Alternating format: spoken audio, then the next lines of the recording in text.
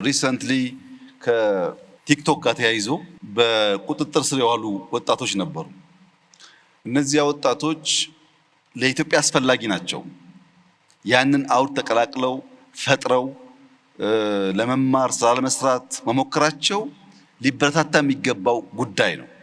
ነገር ግን ሲማሩ ከውጭ መማር ያለባቸውን ዕውቀትና መጠበቅ ሴፍጋርድ ማድረግ ያለባቸውን የኛን ባህል የኛን ፍላጎት ከቀላቀሉ ግን ጥፋት ያስከትላል። ለዚያ ደግሞ መገሰጽ መመከር ያስፈልጋል ማለት ነው። ግማሹ ለምን ተያዙ ግማሹ ለምን አልተያዙም ይላል። እኛ ልጆቹን ኢንከሬጅ ማድረግ ነው የምንፈልገው፣ ግን እየገሰጽን እያስተማርን ለምን ለምሳሌ አንድ ሀገር ብንወስድ ስም መጥቀስ ባያስፈልግም ከ16 ዓመት በታች ያሉ ልጆች ሞባይል እንዳይዙ ሕግ ያወጣ ሀገር አለ። ለምን እነዚያ ልጆች ሞባይል ይዘው ከሚያገኙት ዕውቀት በላይ ጥፋት ነው ብሎ አስቧል።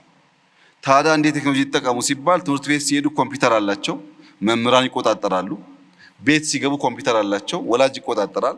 እዚህ መሃል ግን ስልክ መያዛቸው ጉዳት እንጂ ጥቅም የለውም ብሎ ከልክሏል።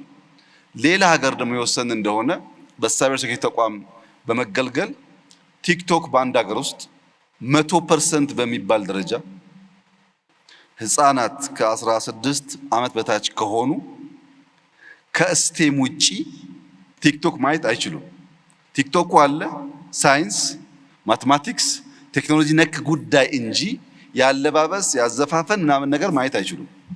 ዘግቷል። ያ ሀገር ያ ብቃት አለው። ልጆቼ በቲክቶክ በቴክኖሎጂ ስለ ሳይንስ ሲወቁ፣ ስለ ማቴማቲክስ ሲወቁ፣ ስለ ፊዚክስ ሲወቁ ከዛ ያለፈው ዕውቀት ግን አያስፈልጋቸውም ብሎ ዘግቷል።